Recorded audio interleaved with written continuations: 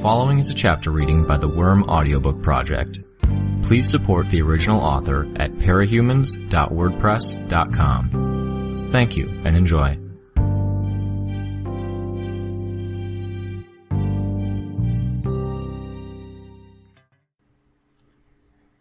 .5 The four engines mounted on the shoulders of Dragon's armor shifted position, each aiming at a different point within the lobby. Tattletale was the first of us to turn and run, the rest of us moving to follow as Dragon opened fire. All in all, Dragon unloaded 4 streams of containment foam into the lobby, each of the shoulder-mounted turrets gushing like fire hoses. Only flecks of the spray struck us, but they expanded into blobs of foam the size of golf balls and softballs. Each blob was tacky, sticky, and any attempt to wipe it away just smeared it and exposed more surface area to the air, making it expand more. If we started running a fraction of a second later, we might have been screwed. Weld moved to block our retreat, but Shadowstalker stepped up to fight him with one of the dogs, Bentley, joining her.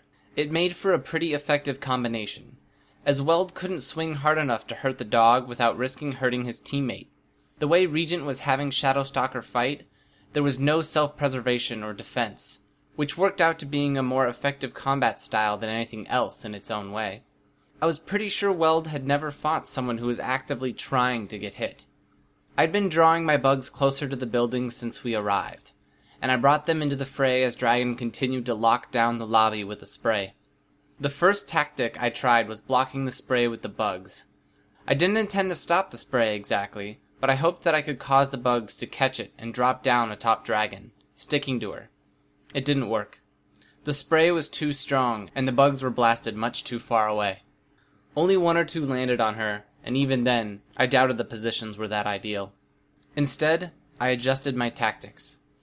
The idea was the same, but I didn't want to sacrifice bugs for the purpose of clogging her systems, or blocking her guns, if it would be that ineffective.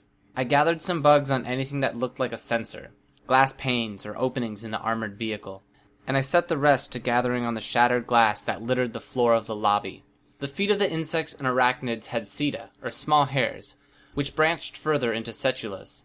These fibers in turn harnessed van der Waals forces to cling even to surfaces as slick as glass. I'd been reading up. I didn't use this grip to stick to the surface, but instead employed it to collectively lift and pick up the glass. 6 or 7 bugs could lift a decent-sized piece of glass if they were on the ground, while anywhere from 12 to 30 could fly with one if they managed it right. I had a few hundred to employ, with more still arriving. With this glass, I did my best to catch and block the outlying flecks and drips of spray as it flew through the air at the periphery of the streams. The spray knocked some pieces of glass from the air and struck some bugs, causing the group to lose their collective grip and drop the glass. That was to be expected. Others, though, caught the foam on one of the flat panes of the glass. As more bugs rose with the glass between them, I organized them into loose walls and barriers to maximize the area they were catching and to overlap so that less bugs were exposed to incoming spray. "She's got a disadvantage," Tattletale spoke in her low voice. "This suit is meant to fly to serious crises at a moment's notice, deal with dangerous foes. She's packing too many lethal weapons." "That's a disadvantage?" Regent asked. "She's not about to kill us. Bad PR. Especially for a notable hero traveling into another country to fight virtually unknowns like us. So we only have to worry about her non-lethal weaponry, and she doesn't have many." I nodded acknowledgement, but my focus was elsewhere. As I judged that enough bugs had caught the foam on one pane of their individual pieces of glass, I directed them to carry the glass down to Dragon. As I positioned the bugs, the glass stuck to the lenses, vents of hot air, vents where air was rushing in, and the smaller joints near segmented areas. Dragon didn't seem to notice or care. "Can she see me?" Imp asked. Tattletale started to speak, but stopped when one of the streams changed directions to spray closer to us, forcing us to retreat in a hurry. I glanced at the gift shop. Would it be a good idea to retreat there? The walls were glass, which was both good and bad, in that both Dragon and our group could break through it. The problem was that we'd risk being trapped if we headed in there. "No way she got here this fast," Tattletale spoke. "She's based in British Columbia, on the other side of the continent.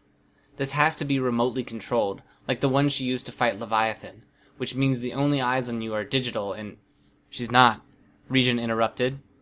What? Tattletale asked him. There's someone in there. I tried using my power on her, experimenting, and I felt some kind of nervous system. Too much material between me and it for me to do anything with it, and I wouldn't really try it while I'm controlling Shadowstalker anyways. I'd probably backfire. Shadowstalker was still fighting Weld. As Dragon turned a stream towards them, Weld reacted fast enough that I suspected he had some line of communication to her.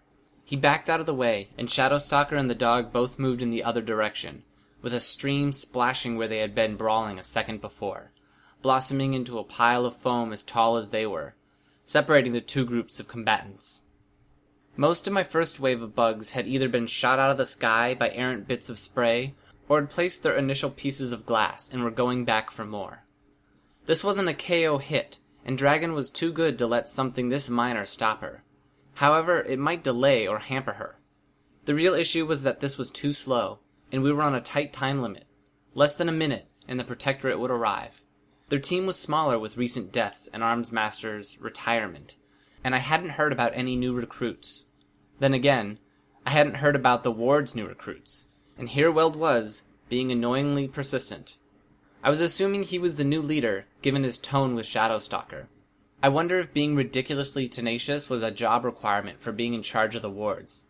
It made sense to have a commander who wouldn't be removed from the field by an errant attack. You wanted someone who would stay in the thick of it for the whole fight. The gift shop jutted out of the wall of the lobby some, the glass panes arranged to showcase more of the pictures, action figures, and memorabilia with 3 broad windows than they might with 1. This layout gave us some cover from Dragon's attacks, even when the force of the spray served to break the windows. The expansion of the foam at the edges of the frame soon blocked the worst of it. If anything, it was closing the windows off. Only the panes of glass facing us was left unbroken and largely free of foam. Sensing this, Dragon started to advance further into the lobby.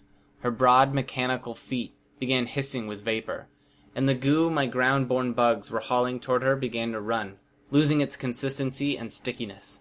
She set one foot down directly on a pile of foam, and lifted it again with no difficulty. It was clear.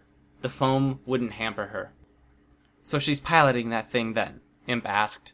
My power works on her? We can't be sure, Tattletale spoke. Don't risk it. Dragon advanced another step, circling our relative cover from the window to spray inches closer to us. The way it was piling up, there would be no way to go over it, and the route we had available for going around the far end of it was rapidly closing. We were getting hemmed in, our backs to the wall by the window. Imp! Tattletale shouted. No! I looked at her, confused, but I didn't have time to figure it out. A flare of orange light caught my attention. Dragon's mouth had opened wide, and she was spewing something like an ignited accelerant into the lobby. With this fluid, she drew a 3-foot-wide line of flame onto the lobby floor, stretching from just below her to the stairwell door by the front desk. She'd cut off our escape route. Weld leaped into and through the flame, his hook hands swinging wildly. Some of the accelerant had landed on him, making him burn, but he didn't seem to mind. He turned 90 degrees and lunged forward in response to something I couldn't see or hear, then swept his hook out in a frenzied series of blind attacks. On the third swing, I saw Imp dunk beneath the attack, then stumbled back out of reach toward us. The fucking fuck? She shouted. Dragon can see you, you twit, and she's relaying directions to Weld, Tattletale shouted at our new team member. And what the hell were you hoping to accomplish over there? I could have figured something out, Imp pouted. Tattletale didn't have a response to that. Instead, she hauled her gun up and then fired a short burst at Weld. He backed up into the wall of flame, oddly enough, and Tattletale stopped firing. 2 of Dragon's shoulder turrets were now being set to the task of controlling the flame and keeping it from spreading across the lobby, to the front desk, or up to the ceiling. Twin jets of chemical spray kept the fire limited to the areas Dragon wanted it. Doesn't she care about property damage? I asked. She prefers to keep her data secure and pay out of her own pocket for any damage. Betting this place is slated for some major renovations anyways, given the state of things, Tattletale explained. The foam was inching closer to us as Dragon prowled further into the lobby. More of my bugs set sticky pieces of glass down on top of lenses and sensors. That was apparently enough for Dragon, because she stopped spraying the foam altogether and started using the 2 turrets that weren't dedicated to fire management to deploying the same vapor that shrouded her legs. It surrounded her, and the work I'd done to stick things to her began to come apart as the foam turned runny. A wave of darkness swept over her. Gru was awake, and had formed a loose group with Shadowstalker and the dogs. All but one of the dogs were normal size now, with no sign or trace of their mutations. They still faced the hurdle of passing by Weld, but a blast of darkness and an abrupt change of direction faking out the young hero, letting Gru slip by. "Dragons here?" he shouted, aghast. "Yeah, but we got the stuff. Had to wait for you." "Go through the gift shop. We'll meet you outside." He charged right behind the spot where Dragon was still within the clouds of darkness, and out the front door. Shadowstalker simply passed through Weld and bolted for the door, running faster than the ward's leader could, while the smallest dog stayed just out of his reach, bolting after Gru. Bentley, the only dog currently under the effects of Bitch's power, a little beaten and battered, came running towards us, far, far too eager for something that large and strong. Bitch grabbed his collar before he could leap up to greet her, redirecting his momentum, then wrenching him towards the window. "Go!" she shouted, pointing. Bentley eagerly plowed through the remaining display window, knocking over DVD racks as he landed in the shop. We followed him in. The shop had everything Cape-related, from movies showcasing individual members of the teams to books, magazines, figurines, toys, and posters. The layout of the shop made it awkward as a battlefield. The shelves, racks, stands, and display cases forced visitors into a winding path as they navigated the shop. The window looking out on the street was smaller than the display windows, and was covered by metal bars. Tattletale began unloading the lightning cannon on the bars. Dragon lunged out of the darkness, then spotted us, her shoulder turrets oriented in our direction.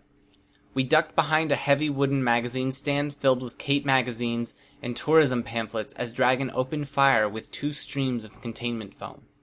Tattletale maintained the electrical assault on the bars, even as she joined us in taking cover with her back to the magazine stand. The gun she was holding began to whine, with a pitch so high I could barely hear it. Bentley reacted, though, turning his head one way and then the other. It made Bitch's job of holding his collar and ensure that he stayed behind cover twice as difficult. The bolts holding the bars to the window frame melted before the bars themselves did. One side swung free, and the entire assembly dropped down on top of a bookshelf. The entire room shuddered as Dragon forced her way through the display window, one gigantic metal talon slamming down on the bookshelf, annihilating most of our cover, and we scrambled to find shelter behind the remaining stands. Her back legs began working their way toward us, the front of her body staying stationary. This made her back arch, and her head and shoulder-mounted turrets gradually shifted to point downward. It would be seconds before she was spraying the foam down from directly above us. The whine of Tattletale's gun reached a crescendo, and a blindingly bright arc of electricity flew from the side of the barrel to skip along the floor. I worried it would ignite something, but it winked out before it could. Tattletale lunged for the shelf next to the magazines, grabbing a head and torso model of Miss Militia. She jammed it in between the trigger and the trigger guard of her gun, forcing the trigger into a depressed position. Then she lobbed the setup over the back of the shattered bookshelf. The lightning licked the wall and the ceiling before the gun crashed to the floor. Dragon lurched back to get away from it. "Go!" Tattletale shouted, setting her feet below her, then leaping between the twin streams of foam that Dragon turned toward us. She came only an inch shy of making contact with the heap of foam that Dragon had created. Dragon heaved herself over and beyond the electrical surge the gun was still pumping out, chasing Tattletale, swiping with one mechanical claw. I got the sense she was pulling her punches to avoid murdering my teammate, because the attack was slow. Tattletale slipped past, stepping onto the bookshelf to clear the window. Or maybe it had something to do with the bugs I had gathered on her sensors. With Tattletale's escape, Bitch, Imp, Regent, and I were left in the gift shop. Dragon's lunge for Tattletale had put her directly in our path to the window, and an uneven pile of containment foam surrounded her in the middle of the room. Regent and Imp made a break for it. Imp ducked around to the left, coming within a hair of being caught by the spray Dragon turned her way, then used the cover of the bookshelf to stay out of the line of fire as she ran for the window. Dragon half turned away from the rest of us in pursuit. Regent moved as if he were going to try to move beneath Dragon, using the distraction Imp had provided, clearly intending to step on her metal foot. He changed his mind when a crack of visible electricity flashed down the mechanical limb. He turned a hard right, picked up a piece of bookshelf, and used the wood to block the majority of the spray as he passed beneath one of the stray streams. From there, much as Imp had, he had a clear route. Dragon moved to bar more of the window with the bulk of her body, her back arcing. Her upper body and head now pointed almost down at an angle, the streams from her shoulders reorienting to block off the escape route available to Bitch, her dog, and me. So I did something risky and borderline stupid. I lunged forward and stepped onto the metal foot of Dragon's armored suit, like Regent had been planning to do until he discovered it was electrified.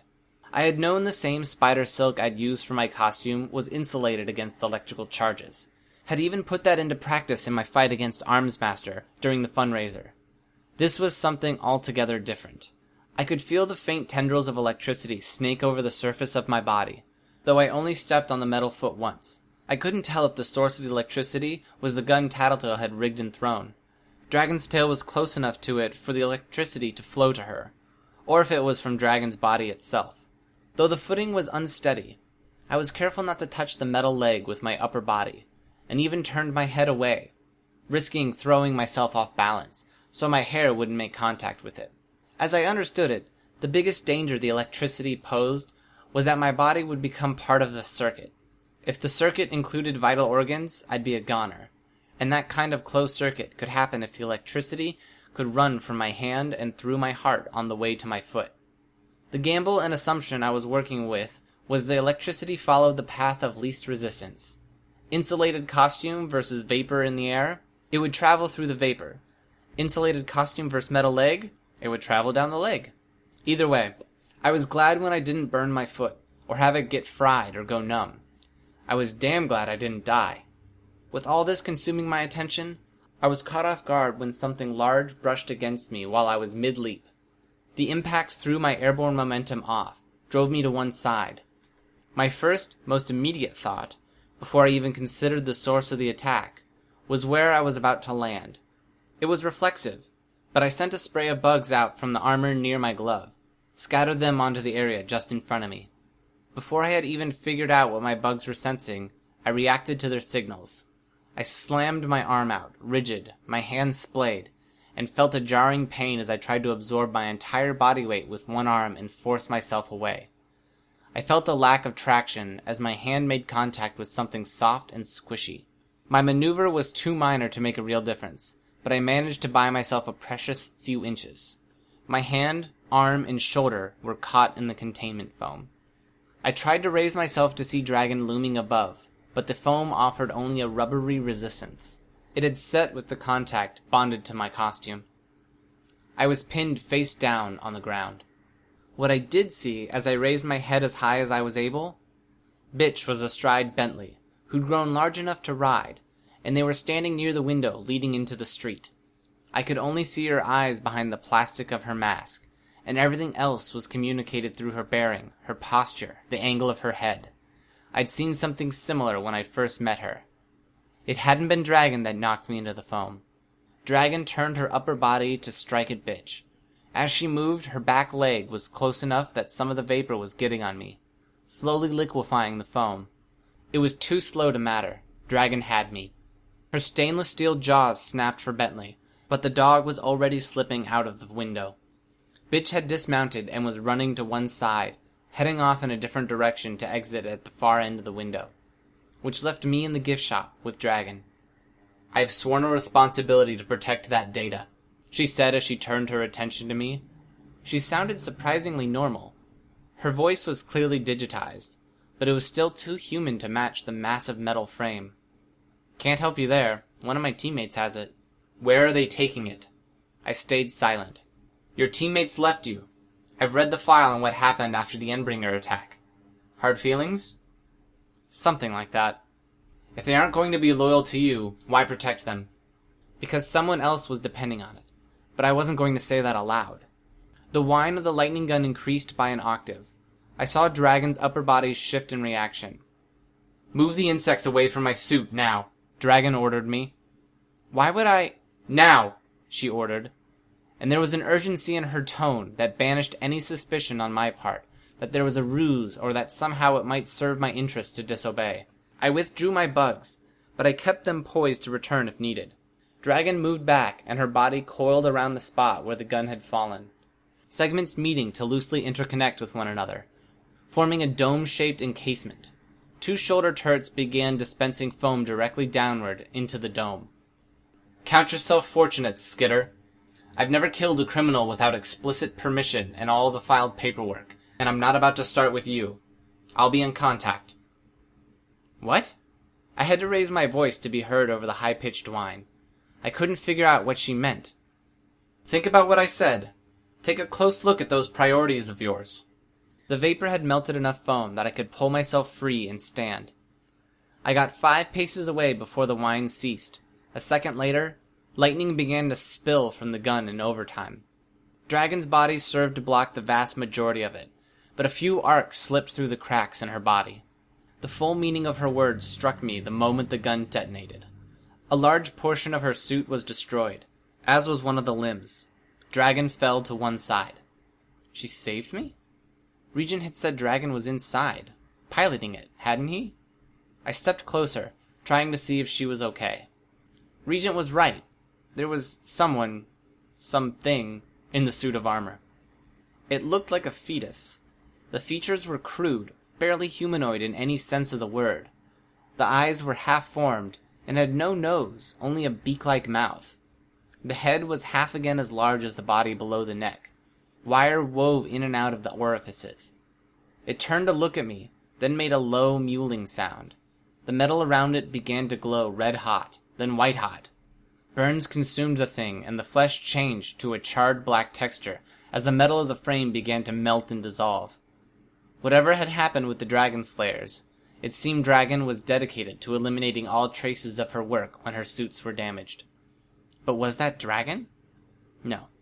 She seemed to know she was sacrificing her suit, but she also said she was going to be in contact with me in the future. I backed away, then ran for the window. So what the hell had I just seen? Had that been someone who was physically affected by their powers? I wasn't even sure if it was human. I had a growing, uneasy feeling that this wasn't related to powers and trigger events in the conventional sense. I pushed it out of my mind. I had something more pressing to focus on. I set my foot on the bookcase, then stepped up and through the window to exit the building. I could see the others dispatching 2 members of the Protectorate. Tattletale hurried toward me, said something about the explosion, that she thought I'd be out by now. I barely registered it. My attention was on one person as I strode forward. Bitch. Hi, this is Snagger. You just finished listening to a chapter from Arc 10, Parasite, from the web serial Worm by Wildbow. This production is brought to you by the Worm Audiobook Project. If you would like to know more about us or to volunteer your own services, please check us out at audioworm.rein-online.org. You can download or listen to every chapter directly from our site, or you can find us on iTunes or any podcast app under Worm Audiobook. Thanks for listening.